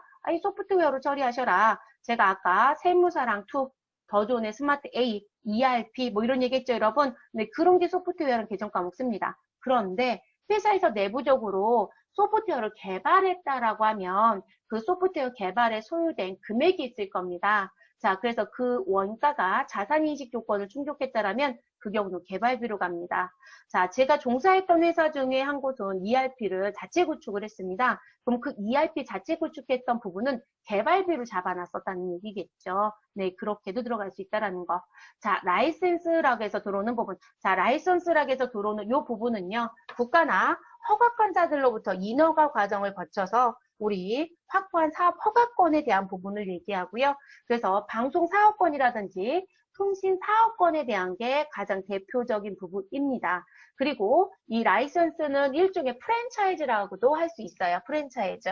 그래서 여러분 우리 무슨 얘기들 많이 해요. 음식점들 프랜차이즈를 시작했다가 뭔가 관계들이 조금 안 맞으면 그 부분 없애죠. 그런데 우리 가끔 상호를 같이 썼다가 낭패를 보기도 하죠. 네, 그거 문제 되거든요. 그래서 이 라이선스라는 건 그런 의미가 됩니다. 자, 프랜차이즈라는 게 있는데, 자, 프랜차이즈라고 하는 부분은 자신이 만든 제품이라든지 또는 뭐 서비스의 판매권이라든지 상표라든지 상호라든지 이런 부분에 대한 그리고 우리 용역을 독점적으로 생산 판매할 수 있는 권리. 자, 그래서 이런 부분들을 우리가 곳곳에 가면 프랜차이즈는 변수잖아요. 여러분 그런 부분들이 열리 있는 거죠. 그런 부분의 의미예요. 그래서 우리 대표적인 게 가장 많은 게 음식점인 것 같아요. 음식점. 그리고 우리 왜 주유소. 우리 주유소에 가시면 곳곳에 여러분 이름 되면 알만한 주유소들 간판 달고 하잖아요. 근데 그것도 다 프랜차이즈 사업을 하는 부분 중에 나와지는 부분. 그러면 이 프랜차이즈를 등록해서 갖고 있는 사람들은 그 사람들한테 사용권을 받잖아요, 여러분. 그죠? 사용의 권리를 받잖아요. 돈을 받죠, 돈을. 그래서 그런 얘기들입니다. 자, 저작권입니다. 저작권은 말 그대로 여러분 뭐 문학이라든지 또는 예술이라든지 또는 학술 자 이런 부분에 속하는 지적재산권에 대한 부분이라고 보시면 돼요. 그래서 지적재산권 그래서 창작물에 대한 지적재산권에 대한 걸 저작권이라고 한다. 그래서 저자라든지 또는 제작자가 출판 또는 재생 또는 판매할 수 있는 배타적이고 독립적인 권리를 우리는 저작권이다라고 얘기하고 있죠. 자, 광어권이 있습니다. 이런 광어권은요, 채굴할 수 있는 권리예요. 그래서 일정한 광구에서 우리 무엇을, 광물을 채굴할 수 있는 거. 이거 아무나 채굴 못해요, 여러분. 그래서 나오는 부분들, 이거 불법이거든요. 네. 자, 그리고 어업권. 어업권은 수산업법에 의해서 여러분, 우리 물고기를 잡을 수 있는 걸 말해요. 그래서 수면에서 독점적 배타적으로 어업을 영위할 수 있는 권리. 그래서 여러분 우리 물고기 잡는 분들 모두 다 어업권 가지고 있죠. 그래서 우리 대표적으로 이런 얘기 많이 해요. 그 스쿤스쿠버라는 레저 활동할 때 매번 유의사항 얘기했던 것 중에 하나가 뭐냐면 절대로 안에서 물고기를 잡아 오시거나 또는 뭐 조개 뭐 이런 거 무엇 하시면 안 된다. 포획해서 갖고 나오시면 안 됩니다. 불법이세요라는 얘기하죠. 어업권이 없기 때문에 그래요, 여러분. 자, 임차 권리금이 있습니다. 권리금. 이 임차 권리금은 일종의 영업권의 성격을 갖고 있다고 봐야 되겠죠. 그래서 토지와 건물 등을 임차하는 경우에 그 이용권을 갖는 대가로 보증금 이외에 금액을 지급하는 걸 우리 임차 권리금이라고 하죠. 내가 지금 A라는 1층 건물에서 열심히 음식점을 하고 있다. 근데 음식점이 맛있다고 소문이 나서 손님들이 많이 온다. 근데 제가 거기가 비좁아서 딴 데로 이사를 갈 거예요. 그랬더니 그 자리에 들어오는 음식점이 또 다른 음식점이 있어요. 그럼 저는 그 사람한테 뭘 원해요? 권리금을 달라 할 수 있겠죠. 우리 왜 가끔은 건물주들이 조금 안 좋은 거 하시는 데들 있죠. 언론에 가끔씩 나오는 거. 무슨 부분이요? 장사 잘 되는. 그러니까 내가 지금 현재 거기 영업에 대한 부분에 형성을 잘 해놓은 거죠. 그래놓고 본인이 하고 싶은 욕망이 생기니까 지금 임차인을 내보내기도 하죠. 근데 그럼 그들한테 임차 권리금 줬을까요? 안 주거든요. 그래서 언론이 시끄러운 거예요. 임차 권리금을 그들이 형성했던 그 권리금에 대한 걸 정상적으로 줬다라면 그렇게 시끄럽지 않아요. 네. 그래서 이제 그런 부분들. 그래서 임차 권리금은 무형자산이 맞습니다. 자, 무형자산에 대한 취득 원가입니다. 자, 무형자산을 취득을 하게 되면 우린 취득원가를 형성해야죠. 그리고 취득원가 형성이 되줘야 뭐가 가능해요, 여러분? 차변의 무형자산의 금액을 쓸 수 있겠죠. 자, 그럼 얘도 똑같이 여러분, 무형자산 취득을 했으니까 우리는 취득원가는 외부에서 구입했을 때와 내부에서 창출했던 부분 두 가지로 나눠서 가겠죠. 자, 외부에서 취득한 무형자산의 취득 원가는 저 얼마 주고 샀어요 라고 하는 매입 원가에 취득과 관련된 부대비용을 무엇 하시면 된다? 가산하시면 된다. 그래서 이 취득과 관련된 부대비용이 무형자산에 뭐가 있을까요? 라고 물어보시는데 여러분 누구를 소개시켜 주시면 중개수수료도 들어갈 수 있어요. 부동산만 중개수수료가 있는 건 아니니까. 그리고 이거 내 거라고 등록해야죠, 여러분. 그쵸? 특허청에 특허 등록을 해야 내게 되지 않아요? 그래서 등록비도 들어가고요. 각종 세금들도 들어갑니다. 그래서 등록비, 제세 공과금, 법률과 관련된 수수료 등 모두 다 취득원가로 가지고 가셔야 되겠죠. 자, 저희는 내부적으로 창출했다고 볼게요. 자, 내부적으로 창출된 무형자산의 취득 원가는 자, 그 자산을 창출하기 위해서 또는 사용하기 위해서 제조하기 위해서 또는 준비하기 위해서 우리 들어간 직접비가 있을 것이다. 자, 직접비라는 건 직접 관련된 지출이란 부분. 야, 누가 봐도 그거는 짬뽕라면 개발하는데 쓴 밀가루잖아. 이런 얘기인 거예요, 여러분. 그리고 연구소에 종업원이 있죠. 그럼 종업원의 인건비도 개발비로 들어와야 돼요, 여러분. 자, 그리고 합리적이고 일관성 있게 배분된 간접 지출도 모두 포함될 수 있다. 그러니까 직접 지출은 내가 빵 하나를 만드는데 들어간 밀가루라는 재료비가 가장 대표적인 거예요. 그런데 같이 쓴 것도 들어갈 수 있다. 무엇 할 수 있다라면 합리적이고 일관성 있게 무엇 할 수 있다라면 배분할 수 있다라면 우린 간접적으로 같이 쓴 공통비도 들어올 수 있다. 이렇게 얘기를 합니다.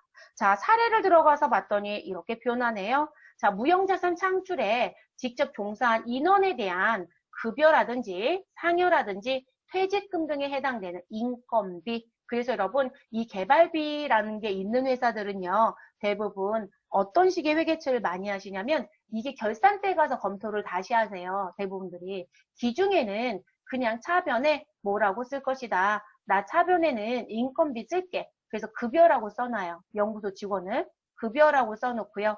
그리고 나서 우리 기말이 되면 그 급여라고 처리했었던 부분에 대해서 뭐라고 얘기한다. 야, 그거 개발 단계에서 발생된 거 맞잖아. 그리고 내년에 신제품 나오면 이제 생각할 거니까 그 개발 단계에 들어갔던 인건비들 다 정리해. 라고 합니다. 그럼 개발 단계라는 부분으로 인식이 끝났다는 거예요. 그리고 인식이 끝났다는 얘기는 충족까지 가야 되겠죠? 자, 그렇게 되면 우리는 차변에 누구를 써주고 우리 개발비라고 하는 계정 과목을 쓰고요. 그리고 여러분 상대편 대변엔 누구 사용하면 될까요? 대변엔 차변에 있었던 누구요? 급여를 기재해서 이렇게 없애는 걸 하기도 해요. 그러니까 처음부터 개발비라고 쓰는 회사도 있지만 결산 시점에 와서 기말 시점에 와서 이렇게 대체하는 회사도 있어요. 그거는 회사에 가보시면 맞춰보세요, 여러분. 맞춰보시고. 자, 그리고 무형자산 창출과 관련하여 사용된 재료비나 우리 밖에 맡겨서 들어온 용역비가 있었다면 그 부분도 포함입니다. 그리고 무형자산 창출에 직접 사용된 유형자산에 대한 감가상각비. 그죠, 여러분? 우리 신제품 개발하잖아요. 기계 사용할 수밖에 없어요. 그럼 그 기계와 관련된 감가상각비가 있다라면 그리고 또 다른 무형자산을 사용했던 부분이 있었다라면 나 산업재산권 관련된 것도 있고 라이선스를 가져다 쓴 것도 있었다라고 하면 그 무형자산 상각비도 포함해서 정리해 주셔야 합니다. 그러니까 할 일 참 많아요, 여러분. 자, 그리고 법적 권리를 등록하기 위한 수수료 등에 대한 부분이 당연히 들어올 겁니다. 자, 그렇다면 그 부분도 무엇이다? 당연히 내부적으로 창출한 무형자산의 취득원가가 된다. 이렇게 봐주시면 되겠죠. 자, 그리고 무형자산 창출에 필요하며 합리적이고 일관된 방법으로 무엇할 수 있는 거? 배분할 수 있는 간접비가 있었다라면 이것도 포함해달라. 제일 어려운 말인 것 같습니다. 자, 그리고 자본화 대상인 금융비용이 있었다라면 이것도 포함. 그러니까 제가 신제품 개발하는데 은행에서 무엇을 했다? 돈을 빌려왔다. 그리고 그 차입금에 대해서 나는 뭘 줬다? 이자가 나간 게 있다. 그 이자를 무엇 하겠다? 자본화하겠다. 그래서 여러분 회계는 자본화가 내 유형자산만 있는 게 아니라 무형자산도 당연히 가능해요, 여러분. 근데 세법도 무형자산까지는 인정합니다. 그래서 이런 글씨가 또 들어올 수 있는 거죠. 자, 무형자산 인식 이후의 지출입니다. 자, 이 얘기는 무슨 얘기시냐면 무형자산이라고 회계처를 했습니다. 그러니까 취득 얘기는 다 끝났다는 거죠. 근데 그 이후에 우리는 또 다른 지출이 일어났다. 우리 유형자산에도 있었으니까요. 여기도 당연히 있겠죠. 자, 그랬었다라면 지금 아래에 있는 다음의 요건을 무엇했다라면 모두 충족했다라면 그러니까 1번과 2번을 모두 다 충족했다라면 무슨 지출로 봐주시고 자본적 지출로 봐주시고 그렇지 않다라면 모두 다 무슨 지출이 된다? 그 기간에 비용 처리하세요. 수익적 지출로 갑니다. 이렇게 얘기가 됩니다. 그럼 자본적 지출로 들어오는 부분은 관련 지출이 무형자산의 미래 경제적 효익을 실질적으로 무엇하더라? 증가시키더라. 근데 그 증가시킬 수 있는 가능성이 매우 높답니다. 여러분 이 매우 높다라는 거 붙어있을 때 매우자가 빠지면 오답이에요. 매우 높다 이러면 매우자가 반드시 있어야 돼요. 자, 그 얘기고요. 그리고 관련된 지출을 우리 신뢰성 있게 측정할 수 있다. 얼마입니다. 라고 얘기할 수 있다. 그리고 무형자산과 직접적으로 관련이 된다라면 우리는 무슨 지출이 된다? 자본적 지출이 된다. 이런 얘기입니다. 그래서 나오는 부분들이고요. 자, 예제가 하나 더 있죠, 여러분? 예제 좀 볼게요. 자, 총계정 원장에는 다음과 같은 계정 잔액이 표시되어 있다. 재무 상태표상 무형자산으로 보고될 금액은 얼마입니까? 라고 묻네요, 여러분. 자, 유상으로 취득한 영업권 40만 원. 여러분, 유상취득이라고 분명히 되어 있죠? 자, 그러면 이 부분은 무엇으로 간다? 우리는 무형자산으로 갑니다. 자, 상표권, 산업재산권에 들어가는 대표적인 부분입니다.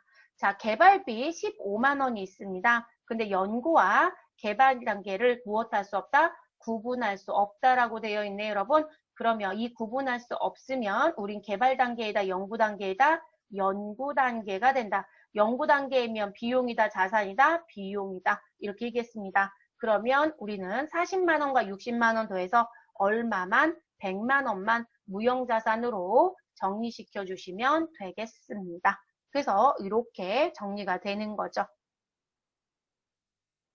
그래서 지금까지 나온 부분은 여러분 취득 후 지출까지 이제 말씀을 드렸지만 지금까지 나온 부분들이 실질적으로 이제 커다란 테두리라고 보시면 되고요.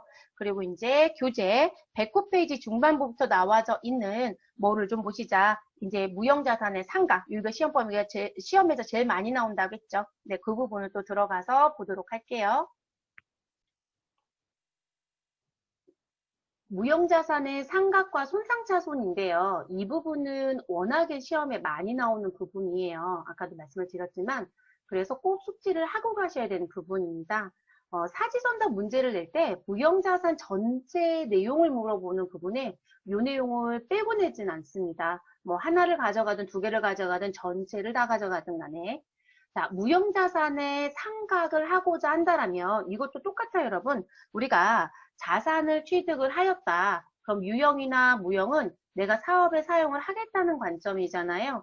그러면 내가 얼마 주고 샀다라고 하는 취득 원가가 있을 거고요. 그리고 내용 연수라는 게 등장하겠죠.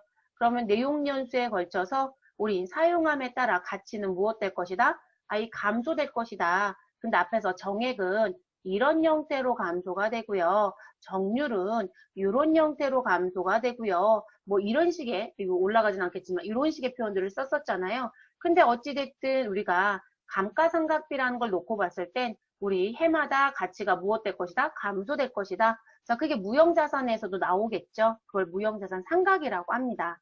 그래서 무형자산의 취득 원가를 내용연수 동안 무엇 하겠다? 내용연수 동안 합리적인 방법으로 배분해서 이를 비용 처리하겠다라고 하는 걸 우리는 무형자산 상각이라고 한다. 자, 그럼 무형자산 상각을 하려고 보니 우리는 상각을 하고자 하는 금액이 필요하더라. 그걸 상각 대상 금액이라고 하겠죠. 그래서 상각 대상 금액.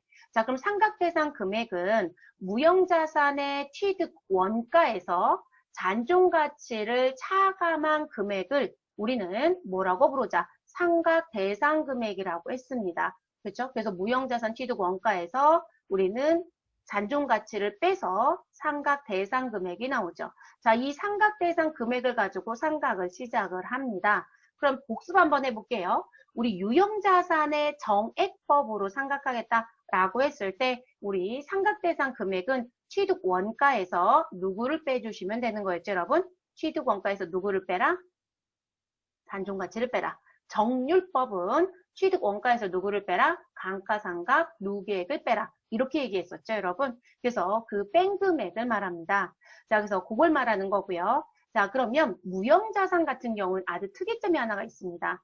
잔존 가치를 빼고 생각하면 돼. 라는 건 벌써 유형에서 배웠는데, 무형자산의 경우는 잔존 가치를 있다고 본다, 없다고 본다? 없다고 봅니다. 그래서 잔존 가치는 없는 것을 원칙으로 합니다. 그래서 없는 것을 원칙으로 하고요.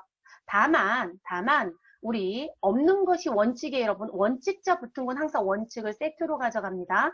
자, 없는 걸 원칙으로 한다는 얘기는 잔존 가치는 무엇이다?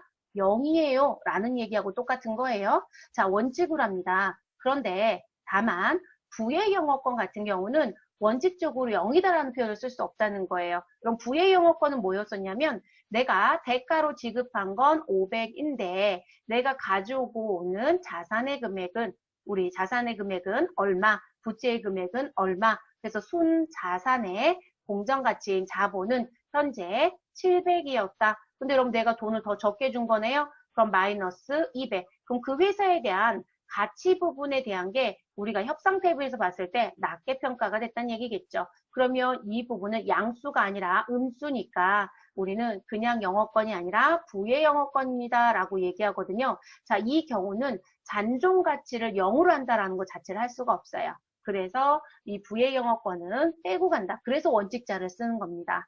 자, 상각의 기간. 자, 상각의 기간은 다른 말로 얘기하면 누구와 같은 말이다? 내용연수와 같은 말이겠죠, 여러분? 그래서 내용연수와 같은 말입니다. 자, 상각 기간은요, 법령이라든지 계약에 정해진 경우를 무엇하고는 제외하고는 몇 년을 초과할 수 없다? 20년을 초과할 수 없다라고 얘기합니다. 자, 그리고 상각은 언제부터 한다? 아유, 사용 시작하는 때부터 해야 되겠죠? 그래서 상각은 자산이 사용 가능한 때부터 한다라고 보시면 되겠습니다. 자, 그리고 이 사용 가능한 때를 왜 자꾸 강조하냐고 물어보시는데, 아니, 여러분, 특허 등록했다고 바로 쓰지 않아요.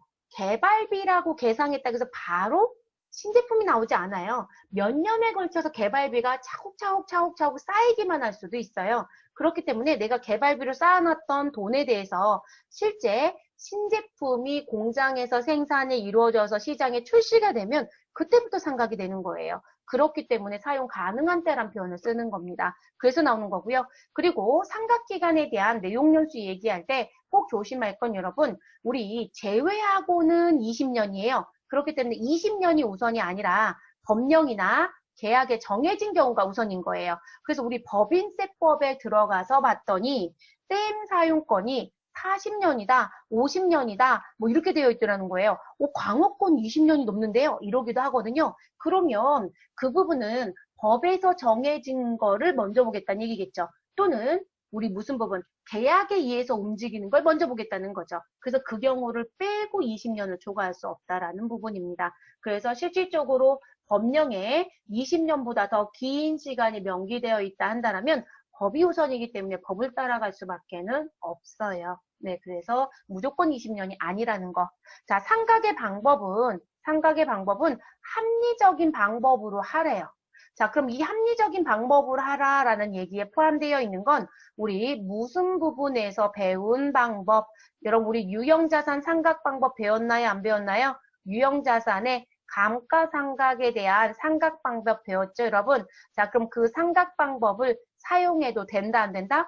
됩니다. 그래서 유형자산 상각 방법을 무엇할 수 있다? 아유, 준용할 수 있습니다. 그래서 준용은 가능합니다.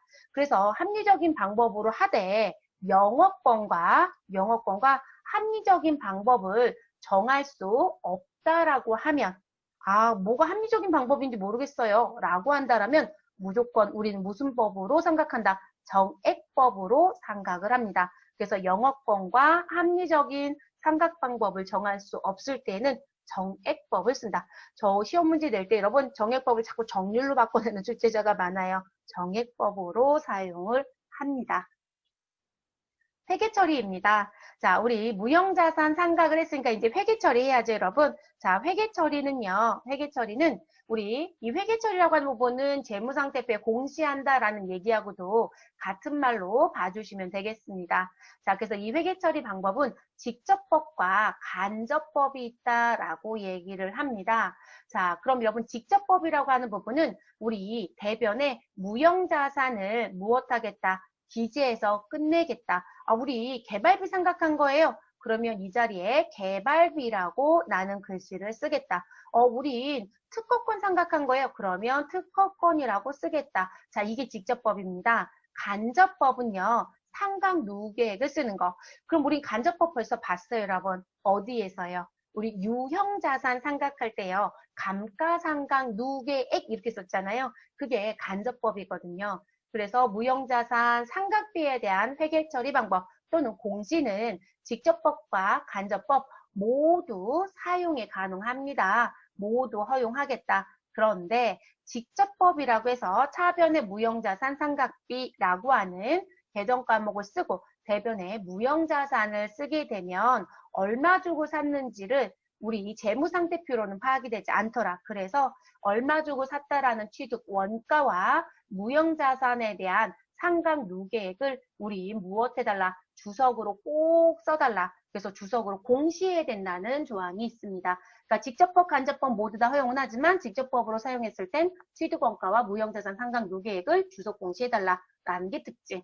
자, 그리고 간접법은 다시 한번 말씀드리지만 무형자산 상각비는 동일합니다. 그런데 그 무형자산 상각비에 대해서 대변에 기재되는 개정 과목은 무형자산 상각 누계액이라고 하는 개정 과목을 써라. 그럼 여러분 여기 써드리지 않았지만 얘도 무슨 계정이 될까요? 자산의 차감 계정이라는 얘기가 되겠죠. 우리 유형자산처럼. 그래서 자산의 차감 계정에 해당이 되는 겁니다. 그래서 이렇게 간다는 얘기겠죠.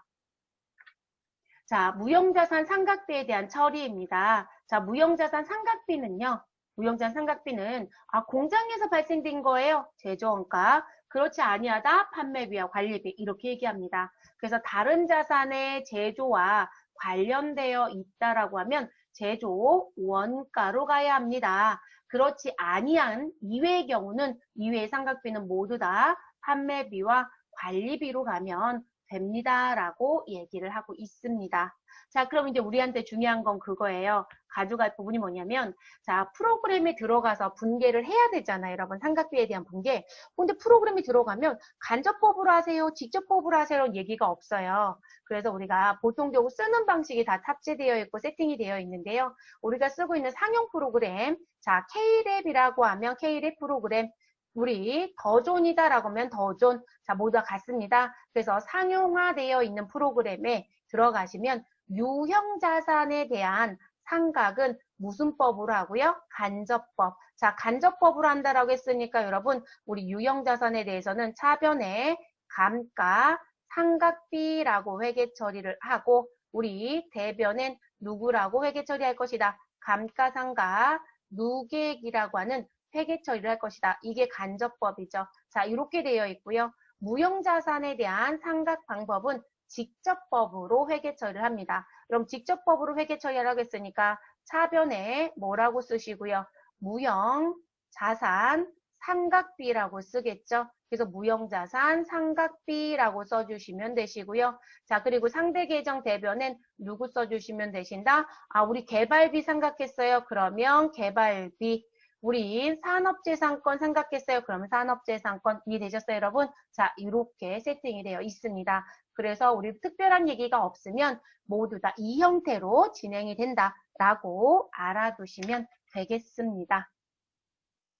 무형자산 손상차손입니다. 자, 우린 무형자산에 대해서는 여러분 간접법으로 회계 처리한다고요? 직접법으로 회계 처리한다고요? 우리는 무엇을 선호한다? 직접법을 선호한다. 그럼 여러분 직접법을 선호하면 손상차손도 직접법으로 회계 처리할까요? 간접법으로 회계 처리할까요? 당연히 직접법으로 회계 처리하겠죠. 자, 자산의 진부와 또는 시장 가치의 급격한 하락으로 인해서 무형자산의 회수 가능성이 장부에 미달하고 그 차액이 중요하다라고 하면 우리는 손상차손을 설정해야 한다. 네, 맞습니다, 여러분. 그래서 이 무형자산 손상차손에 가장 대표적으로 등장하는 게 개발비예요, 여러분. 우리가 개발부 쪽에 일하는 종업원들은요. 근로계약서 쓸 때 계약서 명기상에 하나 더 붙죠, 여러분. 동종업종에 퇴사를 하게 되면 동종업종에 몇 년간 무엇할 수 없다? 근무할 수 없다. 뭐 이런 식의 단서를 달아요. 왜 그럴까요? 특히나 연구직으로 있는 연구소에서 일을 했다. 개발부서에. 그러면 그분들은 벌써 정보를 다 알고 있잖아요. 우리 가끔씩 무슨 부분 어느 회사 소속의 누구였던 직원이 정보를 빼돌려서 어디다 팔았다. 근데 그 정보를 빼돌린 나라는 왜 맨날 중국인지 모르겠어요. 돈 받고 팔았다는 얘기인 거예요, 여러분. 그렇기 때문에 실질적으로 법적으로 체벌을 받을 수도 있고요. 그리고 계약서에 그런 조건들을 모두 다 단계 불법이 아니라 합법적으로 할 수 있는 내용이거든요. 그래서 그런 얘기들이 들어올 수밖에 없겠죠. 그러면 제가 회사에서 개발을 하고 있었던 상태예요. 근데 우리의 정보가 샌 건지 어떤 건지는 모르겠지만 우리도 이제 뒤 조사를 해야겠지만 내용을 파악하는 과정 중에 뭐라고 얘기하냐면 야, 우리 이번에 나오는 신제품 A 회사 다음 주에 출시한대 라고 얘기를 해요. 그럼 저희는 고민할 거예요. 지금 마무리 단계인데도 불구하고 이걸 마무리해서 빨리 우리 출시를 할 건지 아니면 지금 상태에서 스톱을 시킬 건지. 왜일까요, 여러분? 그들이 벌써 시장에 출시돼서 뿌려지기 시작하면 시장 점유율에 대한 부분을 무시할 수 없어요. 그거로 인해서 문제가 생기죠. 그리고 그들이 내놓은 게 우리보다 우리가 내놓으려고 하는 것보다 단가가 10%, 15% 싸다? 이런 경쟁력 없어요. 우리 거 안 산단 말이에요. 모든 조건이 같다라고 하면. 그러면 가격은 급격히 무엇된다? 하락할 수밖에 없어요, 여러분. 그래서 나오는 게 손상차손입니다. 그래서 유형자산보다 무형자산이 훨씬 더 민감해요, 여러분. 시험 출제하냐고요? 당연히 출제합니다. 자, 그래서 그렇게 나오면 직접법이기 때문에 시험에서 직접법하라는 소리 하지 않습니다. 그래도 우리는 직접법으로 처리합니다. 그러면 가격이 하락했던 시점의 회계 처리를 보면 우린 차변에 무형자산 손상차손이라고 하는 영업의 비용을 기재하시면 되고요. 대변엔 직접법을 쓰니까 개발비면 개발비, 우리 특허권이면 특허권이라고 쓰겠죠. 그래서 무형자산을 곧바로 써주시면 되겠습니다. 자, 그리고 나서 일정 기간 뒤에 회복을 했다라고 하면 어떻게 할 거냐? 가능할 수는 있으니까 여러분, 비록 현저히 낮지만, 그래서 단 회복 시 환입 처리를 해야 되는데 그 환입 처리는 우리 최초에 손상차손을 인식했던 시점에 장부 금액을 무엇할 수 없다? 초과할 수 없다. 당연한 얘기겠죠. 그래서 우리 대변에 있었던 누구를 개발비를 감소시켰다. 그럼 개발비를 다시 증가시켜 주시고요. 그리고 대변에는 무형자산 손상차손 환입이라는 개정 과목을 기재하시면 되겠습니다. 그래서 손상차손은 영업의 비용이고 손상차손 환입은 영업의 수익에 해당이 됩니다. 그래서 이렇게 들어가는 부분. 그래서 우리 누구랑 거의 같다라고 보시면 될까요? 유형자산 손상차손하고 회계처리가 다르지 못해요, 여러분. 같습니다. 그리고 세무급수에 가면 분계에 대한 실기 문제가 나올 수 있다고 말씀을 드렸으니까 한번 정리해서 가져가시는 게 좋을 것 같습니다. 이제 무형자산을 팔아보도록 하겠습니다. 무형자산의 처분입니다. 자, 무형자산의 처분이 나왔다는 건 내가 갖고 있는 무형자산이 우리 회사에선 별로 필요가 없다는 얘기입니다. 그래서 사용을 중지하고 처분을 위해서 가지고 있는 무형자산이 있었다라면 사용을 중지한 시점에 장부 금액이 기록되어 있을 것이다. 그렇죠. 직접법으로 회계 처리했으니까 장부 금액이 표시되어 있겠죠. 자, 그러면 처분의 금액과 무슨 금액, 장부 금액의 차이만큼을 우리는 무형자산 처분 손익이라고 하는 영업의 손익으로 처리합니다. 그래서 처분 금액에서 누구를 빼서 장부 금액을 무엇하셔서 우리 빼서 뭐가 나오면 우리 양수가 나오면 당연히 이익이고요. 음수가 나오면 당연히 손실이겠죠, 여러분. 이거는 항상 안 바뀝니다. 자, 그러면 장부의 금액은 현재 100이고요. 처분가액은 150이었다. 그럼 여러분 우리는 이익이 얼마가 나온다? 50이 나오겠네요. 자, 그러면 여러분 제가 특허권 등 어찌됐든 무형자산을 팔았으니까 무형자산에 얘는 취득원가가 아니라 장부금액을 여기에 쓰는 게 맞는 거고요. 자, 그래서 장부금액이 없어져야 되겠죠. 100. 자, 그리고 저는 돈을 150을 받는다고 했습니다. 그럼 150이 들어올 거고요. 그리고 우리는 50만큼 뭐가 생긴다? 이익이다라고 하는 거죠. 그리고 이 이익은 영업과 관련이 없으니까 우리는 영업의 수익이라고 처리를 하겠죠, 여러분. 자, 반대로 장부의 금액은 100이고요. 처분의 금액은 70이었다. 그러면 우리는 손실 얼마를 보고 30을 보고 팔았다는 얘기가 되겠죠. 자, 그래서 내가 가지고 있었던 무형자산 장부 금액에 해당되는 100은 제거가 되고요. 그리고 받은 돈은 70이 되겠네요. 자, 그러면 우리는 30만큼 덜 받고 팔았으니까 손해인 거죠, 여러분. 그래서 무형자산 처분 손실이 등장하고요. 얘는 영업하고 관련이 없기 때문에 영업의 비용이라고 우리는 또 처리를 하겠죠, 여러분. 그래서 이렇게 정리가 돼서 우린 정리가 되는 부분입니다. 이런 무형자산 처분이요. 유형자산 처분만큼 많거나 하지는 않아요, 여러분. 네, 그렇게 많지는 않습니다. 그런데 이렇게 정리가 되겠죠. 자, 교재 나와 있는 예제 좀 보겠습니다. 자, 무형자산과 관련한 다음의 설명 중 올바른 것은? 이라고 묻습니다.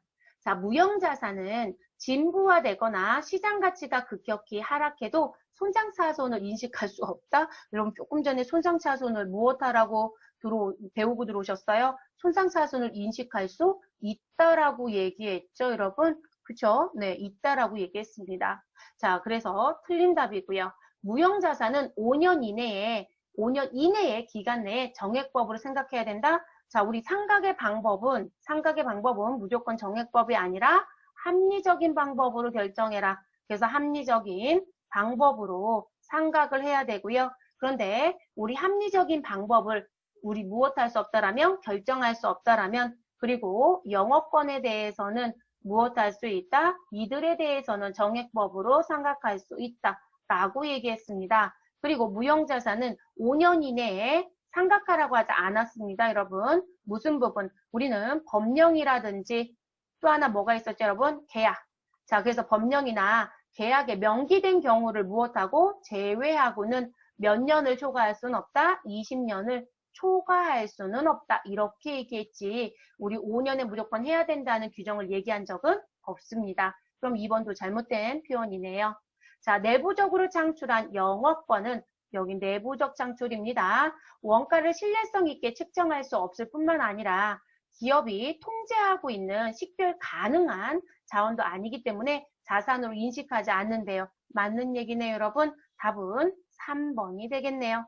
자, 내부적으로 창출한 모든 무형자산은 무형자산 인식할 수 없다. 여기에 문제점은 모든이죠, 여러분. 자, 우리가 유상으로 취득하세요 라고 얘기했었던 건 유상취득만 인정하겠다라고 얘기했던 건 영업권 얘기였던 거고, 우리 산업재산권이라든지 또는 개발비는 당연히 무엇으로 가야 된다. 개발비는 내부 창출이 맞아요, 여러분. 그러니까 여기 모든 자를 붙여서는 안 되겠죠. 그래서 4번은 그 부분이 또 잘못됐습니다. 그래서 답은 3번으로 정리해 주시면 되겠습니다, 여러분. 됐을까요? 네, 이렇게 정리해. 자, 그리고 여러분 우리 교재 좀 넘어갈게요. 제가 무형자산하고요, 기타 비유동자산은 같이 설명을 드린다라고 말씀을 드렸었습니다. 교재는 114페이지입니다. 기타 비유동자산은 부피가 아주 작습니다, 여러분. 그래서 자, 기타 비유동자산은 7번째 챕터이고요. 아, 챕터 구성을 왜 따로 했나요? 라고 물어보신다면 얘도 엄연히 자산의 한 종류입니다. 그래서 우리는 앞에서 이렇게 배웠죠, 여러분. 우리 재무상태표라고 하는 부분에 들어가서 봤더니 자, 재무상태표에 들어오는 부분, 자, 자산의 자기 자리는 차변입니다. 그 자산은 다시 유동성에 따라서 유동자산이 있었고, 우리 무슨 자산이 있었다? 비유동자산이 있었습니다. 그리고 유동자산은 다시 당좌자산이 있었고, 그리고 또 무슨 자산이 있다? 재고자산이 있었죠. 자, 비유동자산은 우린 투자자산이 있었고, 그리고 유형자산이 있었습니다. 그리고 무형자산이 있었고요. 자, 우리 비유동자산 어디에도 속하지 못해서 우리는 기타 비유동자산이 있습니다. 라고 이렇게 얘기를 했었습니다. 자, 그러면 지금 얘도 하나의 구분이 맞아요. 그래서 챕터를 따로 구분했습니다. 근데 본 수업을 많이 할 건 사실 없습니다. 앞에 수업하면서 기본적인 얘기들은 계속 끌어왔었기 때문에요. 정리만 한 번 더 하고 끝내주시면 되겠습니다. 자, 기타 비유동자산에 들어가면 이렇게 얘기하겠죠. 투자자산도 아니고요. 유형자산도 아니고요. 무형자산에도 속하지 않는 비유동자산을 우리는 기타 비유동자산이라고 얘기합니다. 라고 얘기할 겁니다. 자, 그리고 그 기타 비유동자산의 가장 대표적인 게 누가 있다? 보증금이 있습니다. 그래서 보증금의 가장 대표적인 부분입니다. 그럼 그 보증금에 임차보증금, 전세권, 영업보증금 등등이 있습니다. 그럼 이 보증금은 제가 왜 등등이 있다라는 표현을 써드리냐면 회사가 필요에 의해서 만들기 나름입니다. 우리가 보편적으로 가장 많이 보는 건 임차보증금이겠지만요. 자, 타인이 가지고 있는 부동산이라든지 동산을 내가 사용하겠다. 그럼 여러분 우리는 집주인과 뭘 써요, 여러분? 임대차 계약을 쓰겠죠. 그래서 우리 빌려주는 사람을 뭐라고 부르고 임대인. 그래서 여러분 임대인은 집주인이에요. 우리 집주인. 쉽게 이렇게 쓸게요, 여러분. 그리고 임차인은 이 건물을 무엇하는 사람? 빌려 쓰는 사람. 그러면 이 사람은 세입자가 되겠죠. 자, 이랬을 때 그러면 이 계약서를 쓰고요. 우리는 일정 기간 사용료를 따박따박 내겠죠. 자, 그래서 우리는 월세 등을 지급할 것이다. 자, 그러면 우리는 요거 하는 과정 중에 누가 임대인이 임차인한테 저희는 보증금이 있어요 라고 얘기하더라는 거죠. 그러면 임차인은 임대인한테 보증금을 무엇할 것이다? 입금을 시키겠죠, 여러분. 그러면 그 보증금을 뭐라고 부르느냐? 임차보증금라는 거죠. 자산입니다, 여러분. 왜냐면 임차인이 임대인한테 보증금을 입금을 시키고요. 계약이 만료가 됩니다. 계약이 만료가 되면 저는 무엇할 거예요, 여러분? 나갈 거예요. 그러면 저는 소위 말해서 이사를 가겠다. 사업장을 이전하겠다. 라고 얘기합니다. 그럼 저는 보증금을 무엇해야 돼요? 반환받아야 되지 않아요, 여러분? 그쵸? 그러니까 맡겨놓은 돈이 되는 거죠. 이자가 붙지는 않습니다. 그래서 기타 비유동자산으로 분류가 됩니다. 자, 전세권은요. 전세권은 보증금하고 비슷합니다. 그런데 전세금이라는 거로 바뀌어집니다. 전세금을 냈다는 표현하고 보증금하고 조금 다른 점을 얘기하면 전세금 같은 경우는 대체로 월세를 내지 않죠. 자, 그래서 전세금을 지급하고요. 타인의 부동산을 사용을 합니다. 자, 근데 그 사용을 할 때 나는 이 전세금에 대해서 무엇 하겠다? 권리 등정을 하겠다. 일정한 수수료가 들어가더라도. 왜냐면 권리 등정하면 뒤에 가서 문제가 생겼을 때 법적인 보호를 또 받을 수가 있어요, 여러분. 그러면 얘는 전세권이라고 따로 별도의 개정 과목 처리를 하는 거예요, 여러분. 그래서 나오는 부분입니다. 자, 영업보증금은 임차보증금하고 또 다른 게 뭐냐면 내가 그 회사와 관련돼서 일하는 과정 중에요. 우리 보증금을 입금시켰던 부분이에요. 그래서 그런 걸 영업보증금이라고 하는데요. 자, 채무자가 채권자에게 계약 이행에 대한 담보를 하기 위해서 지급하는 보증금을 말한다라고 하고요. 거래보증금도 있고요. 입찰보증금도 있고요. 하자보증금도 있습니다. 그래서 보증금에 대한 종류는 많이 들어올 수 있습니다. 우리 그 물류회사들 가보시면 여러분 지입 차량 이런 거 들어보신 적 있을 거예요. 그 지입 차량이란 부분이 뭐냐면 그 물류회사의 이름을 가지고 물건을 배송은 하지만 회사 차는 아니에요. 그래서 그분들 같은 경우는 개인 운송사업자들이거든요. 근데 그분들이 그 회사 일을 하기 위해서 일정 금액만큼 보증금을 불입을 시켜요. 그런 게 영업보증금이라고 보시면 되세요. 그리고 계약이 이제 끝나면 그 보증금은 저는 찾아갖고 나올 거예요. 그대로 계약이 끝났으니까요. 반환 조치해야죠. 네, 그래서 그런 부분들. 그래서 보증금 종류 많아요, 여러분. 수입보증금도 써요. 수입보증금. 무역회사들 같은 경우는요. 그 무역대금 결제 부분 때문에 은행에 보증금을 맡겨놓는 경우들이 있어요. 그래서 그런 수입보증금을 쓸 수도 있고요. 용어는 참 많다라는 거. 시험은 임차보증금을 잊어버리지 말아주세요. 자, 그 다음 장기채권이 있습니다. 그럼 장기채권은요. 우리 당좌자산이 있었잖아요. 그 당좌자산에 있었던 채권들이 있습니다. 그럼 그 당좌자산이 지금 무엇으로 넘어가면 나 1년 이후에 만기가 도래할 거야 라는 얘기가 등장이 되면 모두 다 장기 채권으로 들어올 수 있습니다. 그러면 장기 매출 채권이라고 얘기하면 우리 일반적인 상거래에서 발생된 채권이겠죠. 근데 보고기간 종료일 현재 만기가 1년 이후에 도래하는 채권인 외상 매출금과 또 누가 있을까요, 여러분? 외상 매출금 그리고 받으러 자, 이 부분에 대해서 장기 매출 채권으로 을자가 없어졌어요. 여러분 받을 자, 장기 매출 채권으로 분류할 수는 있겠죠. 근데 정상적인 영업주기였다라면 장기 매출 채권으로 분류한다 안 한다? 안 한다고 했어요, 여러분. 정상적인 영업주기가 아닌 것만 이쪽에 들어오면 되겠죠, 여러분. 자, 장기 미수금입니다. 상거래 이외의 거래에서 발생한 채권을 말하겠죠. 그래서 우리 이것도 똑같이 보고기간 종료 현재 만기가 1년 이후에 도래하는 채권이라면 장기 미수금으로 넣어주시면 되겠습니다. 부도원과 수표입니다, 여러분. 자, 부도원과 수표는 앞에 받으러움, 지급어음이라는 거 얘기할 때 끝낸 부분입니다.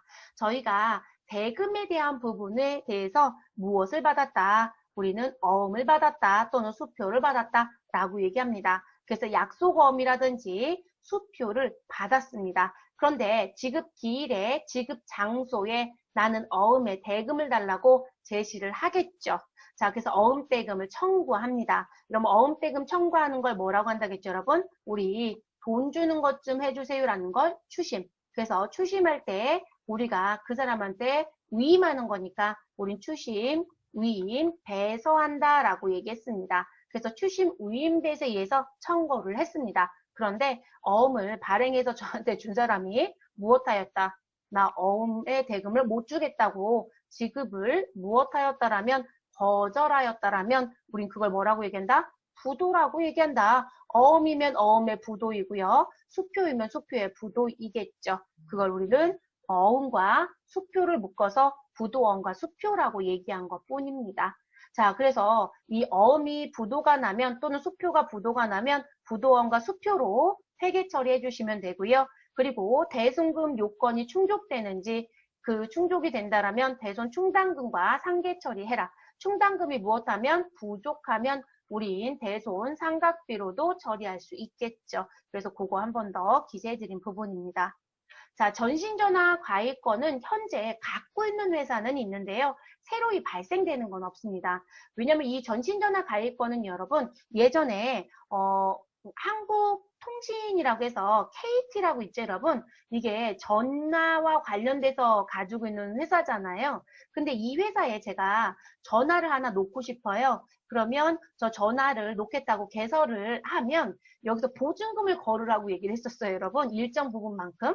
그래서 그 보증금을 넣고요. 제가 그 전화번호를 없애면 넣었던 보증금을 저한테 다시 반환해 줬었거든요. 근데 지금은 이거 안 하거든요, 여러분. 전화 개설해도요, 보증금 넣는 거 안 해요. 그래서 한동안 이 KT에서 뭘 했었냐면 보증금에 대한 거 다 찾아가라고 안내문 계속 줬었어요. 그런데도 불구하고 꼭 안 가져가는 분들이 있더라는 거죠. 그러다 보니까 아직도 전신전화 가입권이라고 하는 계정 과목을 가지고 있는 회사가 있더라고요. 그 경우 말고는 아예 없어요, 여러분. 그래서 시험에서 그럼 이 낼까요? 낼 일이 없죠. 왜냐면 지금은 회계 처리를 볼 일이 있다, 없다? 없다. 혹시 회계 처리를 본다라면 차변에 있었던 전신전화 가입권이 반환 조치가 돼서 우리 대변으로 없애주시고 차변에 돈 들어오는 건 볼 수 있지만 새로 생기는 전신전화 가입권은 없습니다. 자, 이연법인세 자산 또는 이연법인세 자산은 차변에 등장해서 이연법인세 차라고도 얘기를 합니다. 자, 이 부분은요, 우리 회계적인 입장과 회계 입장과 법인세의 입장을 놓고 봤더니 우리 법인세의 차이가 발생한다, 발생하지 않는다, 발생한다. 그러니까 결론적으로 회계의 법인세와 법인세법의 법인세는 같다, 다르다, 다르다는 거예요. 일치하지 않더라. 자, 그 차이 때문에 나오는 걸 우리가 이연법인세 자산, 이게 부채 쪽에서 나오는 거면 이연법인세 부채 이렇게 얘기를 합니다. 그래서 나오는 부분, 아, 그런 의미구나 정도만 알아두시면 됩니다. 근데 이 이연법인세 자산이라든지 이연법인세 부채라고 하는 부분은 우리가 기타 비유동자산에서 배우고 있지만 이 차이가, 이 일시적인 차이가 정말 일시적이다. 아, 올해 차이가 생겼는데요. 내년에 가면 이거 없어지는데요. 라고 하면 그 부분은 당좌자산에 들어갈 수도 있어요, 여러분. 당좌자산에. 그럼 결론적으로 당좌자산에 들어가는 이연법인세 자산도 있고 그리고 기타 비유동자산에 들어오는 이연법인세 자산도 있다는 거죠. 그럼 결론적으로 이연법인세 자산은 양면성인 거죠. 자, 양면성이라는 얘기는 뭘까요? 아, 유동이 될 수도 있고 무엇이 될 수도 있다? 비유동이 될 수도 있구나. 이 두 가지의 성격을 모두 다 가지고 있습니다. 그래서 이렇게 정리가 되어집니다. 그러면 여러분 어디까지 이제 다 끝났다? 우리 기타 비유동자산까지 다 끝났고요. 자, 이거로 우리 자산 수업은 다 마무리가 됐습니다. 그럼 이제 남은 건 부채와 자본과 수익과 비용입니다. 근데 부채는 여러분 앞에 당좌자산 수업할 때 대부분 수업들이 진행이 돼서요. 몇 가지만 더 추가하면 유동부채는 거의 다 끝나요, 여러분. 그래서 유동부채는 실제 새로운 아이들만 다시 가져가는 관점으로 공부를 좀 해주시면 되시고요. 그리고 우리 비유동부채는 회계 1급의 기준으로 본 강좌를 먼저 진행하고요. 그리고 세무 2급에서 나오는 조금 더 세무 2급, 세무 1급에 나오는 부분의 내용은 뒤로 따로 빼서 한 강좌를 따로 얘기할 겁니다. 사채 얘기를 안 하고 갈 수는 없어요. 그런데 사채 얘기는 하되 사채의 조금 더 깊은 얘기는 다른 강좌로 빼서 진행을 하도록 하겠습니다.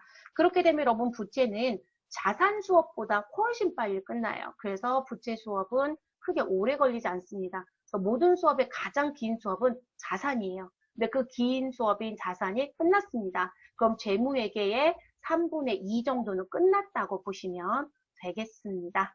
자, 고생들 하셨고요. 저희는 다음 강좌에서는 이제 부채로 다시 또 진행을 하도록 하겠습니다.